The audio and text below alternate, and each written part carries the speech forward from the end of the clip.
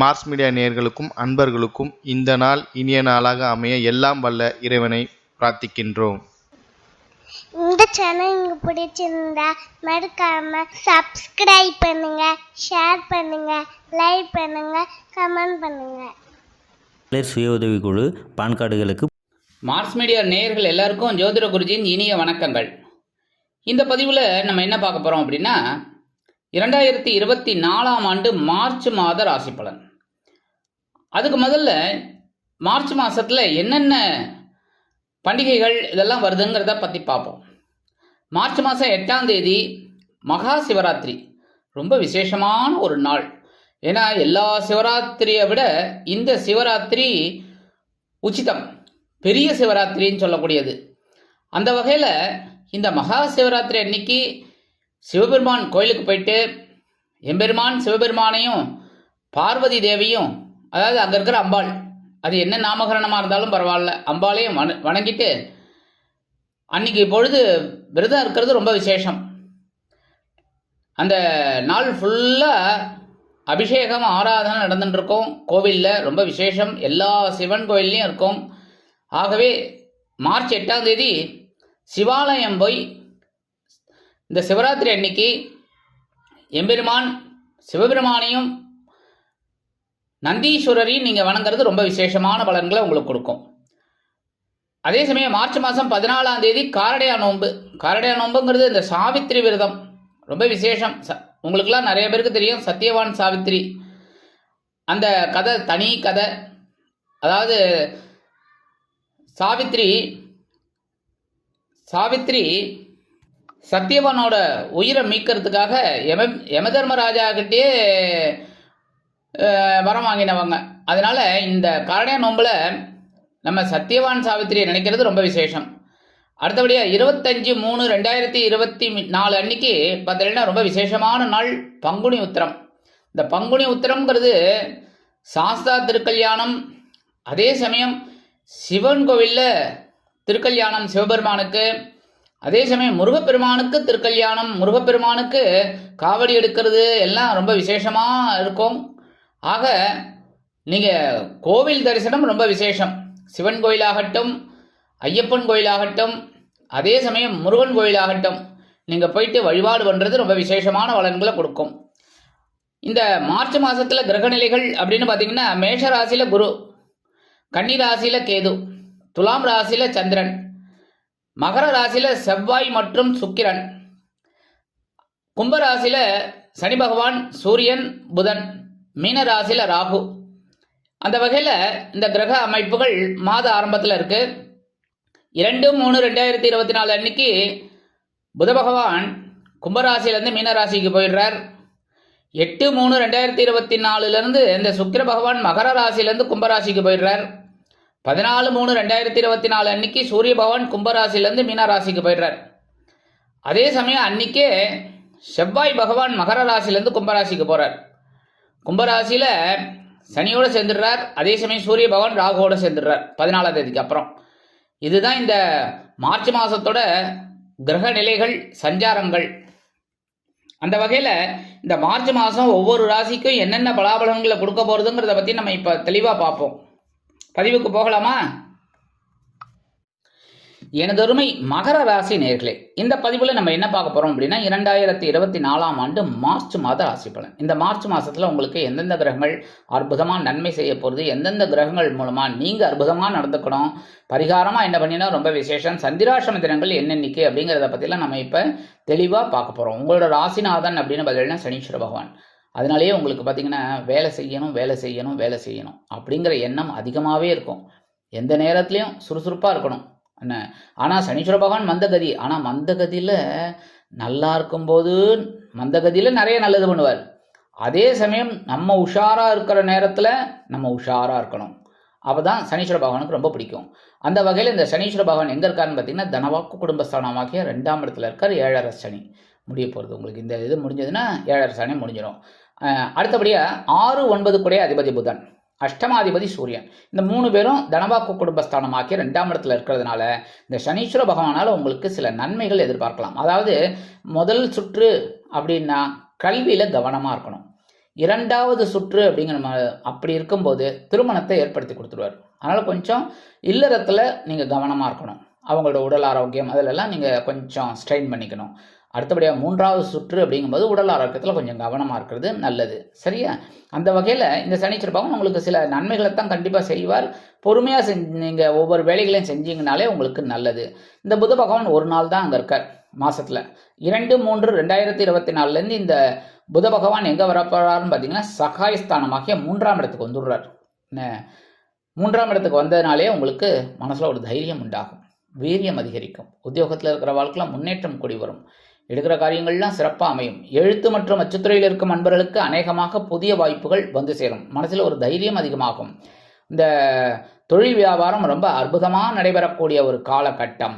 உடன்பிறப்புகள் அனுகூலமாக இருப்பார்கள். எழுத்து மற்றும் அச்சுத்துறையில் இருப்பவர்களுக்கு அநேகமாக புதிய வாய்ப்புகள் உண்டாகும். கல்வி பயிலும் மாணவ மாணவிகளுக்கு கல்வியில் அதிரடியான முன்னேற்றம் கூடி வரும். அடுத்தபடியாக 14/3/2024 இந்த சூரிய பகவானும் 3ஆம் இடமாக சகாயஸ்தானத்துக்கு வந்துடுறார். அடி தூள் தான் உங்களுக்கு, கலப்புங்க, தாராளமாக சும்மா பூந்து விளையாடுங்க. ஏன்னா தைரியம் ரொம்ப அதிகமாக இருக்கும். ஒவ்வொரு வேலைகளையும் சிறப்பாக செய்யணும் அப்படின்னு நினச்சே நீங்கள் ஒவ்வொரு வேலைகளையும் செய்வீங்க, அற்புதமாக நடைபெறும். உத்தியோகத்தில் தன்னம்பிக்கை அதிகரிக்கும். அதனாலேயே எல்லா வேலைகளையும் அருமையாக செய்வீங்க. ஏன் சக ஊழியர்கள் லீவு போயிட்டா கூட அவங்க வேலையும் சேர்த்து சூப்பராக பார்ப்பீங்க. அதனாலே உங்களுக்கு உயர்வுகள் தேடி வரும். தொழில் வியாபாரம் கேட்கவே வேண்டாம். ஏற்கனவே இந்த மகர ராசியில் இருக்கிறவங்க தொழில் வியாபாரிகள் அற்புதமாக ஒரு முன்னேற்றத்தை பார்த்துக்கிட்டே வரீங்க. ஏன்னா கடுமையான உழைப்பு என்றைக்குமே வீண் போகாது. அந்த வீண் போகாத உழைப்பு உங்களுக்கு கை கொடுக்கிறது. அந்த வகையில் இந்த சூரிய பகவான் சகாயஸ்தானமாகிய 3ஆம் இடத்துல இருந்துட்டு உங்களுக்கு சில அற்புதமான நன்மைகளை கண்டிப்பாக செய்வார். தந்தை வழி உறவுகள் அனுகூலமாக இருப்பார்கள். உடன் பிறப்புகளின் மூலம் இருந்து வந்த மன கிளேசங்கள் குறையும். 3/12 குடைய அதிபதி குரு பகவான் எங்க இருக்காருன்னு பார்த்தீங்கன்னா சுகஸ்தானமாகி 4ஆம் இடத்துல இருக்கார். உடல் ஆரோக்கியத்தில் கொஞ்சம் கவனம் எடுத்துக்கோங்க. வேலைக்கு சாப்பிட்றது கரெக்டு, அந்த டயத்துக்கு சாப்பிட்றது, கொஞ்சமாக சாப்பிட்டாலும் அந்த டயத்துக்கு சாப்பிட பாருங்க. சரியா? ஏன்னா உத்தியோகத்தில் இருக்கிறவங்களுக்கும் வேலை இருக்கும், தொழில் வியாபாரத்தில் இருக்கிறவங்களுக்கும் கொஞ்சம் வேலை பளு இருக்கும். அதுக்காக நம்ம உடல் ஆரோக்கியத்தை மிஸ் பண்ணிட்டோம் அப்படின்னா எதுவுமே நல்லபடியாக இருக்காது. அதனால உடல் ஆரோக்கியத்துக்காக நீங்கள் அக்கறை எடுத்துக்கிறது நல்லதுங்க. இருந்தாலும் இந்த உறவுகள் உங்களுக்கு ஓரளவுக்கு அனுகூலமாக இருப்பாங்க. சில பேருக்கு வெளியூர் அல்லது வெளிநாட்டு பயணங்கள் அற்புதமாக நிறைவேறும். இருந்தாலும் இந்த குரு பகவான் உங்களோட 8ஆம் இடமாகிய அஷ்டம ராசியை தனது 5ஆம் பார்வையாக பார்க்கறதுனால உடல் ஆரோக்கியம் அப்படி இப்படி இருந்தாலும் குழப்பங்கள் இருக்காது. அடுத்தபடியாக 7ஆம் பார்வையாக உங்கள் ஜீவனஸ்தானத்தை பார்க்கறதுனால உத்தியோகத்தில் பரபரப்பாக இருப்பீங்க, தொழில் வியாபாரத்தில் ரொம்ப சுறுசுறுப்பாக இருப்பீங்க. அதுவே உங்களுக்கு உயர்வுக்கு வழி கொடுக்கும். அடுத்தபடியாக விரயஸ்தானமாகிய 12ஆம் இடத்தை தனது 9ஆம் பார்வையாக பார்க்கறதுனால செலவுகள் சில நேரங்களில் சுப செலவுகள் உங்களுக்கு வந்து சேரும். 4/11 கூடிய அதிபதி செவ்வாய், அதே சமயம் 5/10 கூடிய அதிபதி சுக்கிர பகவானுடன் இணைந்து சுக்கிரமங்கல யோகத்தை ஜென்மராசியில் இருந்துட்டு கொடுத்துட்டுருக்கார். அதனாலே உங்களுக்கு சில நேரங்களில் சர்றன்னு கோபம் வருது, முன்கோபம். ஆனால் உடனே சுக்கிர பகவான் அதை ஆஃப் பண்ணி உங்களை ஒரு நல்ல விதத்தில் கொண்டு வந்துடுறார். அதனாலே கோபம் குறைஞ்சிடுறது. இதுதான் நடந்துட்டு இருக்கு. சரியா? அதேமாதிரி மனசில் ஒரு சந்தோஷம் இருந்துகிட்டே இருக்குது. ஏன்னா சந்தோஷமான காரியங்களில் சந்தோஷமான நிகழ்ச்சிகளில் நீங்கள் கலந்துக்கிறதுனாலே உங்களுக்கு ஒரு சந்தோஷம் அதிகமாகவே இருக்கும்.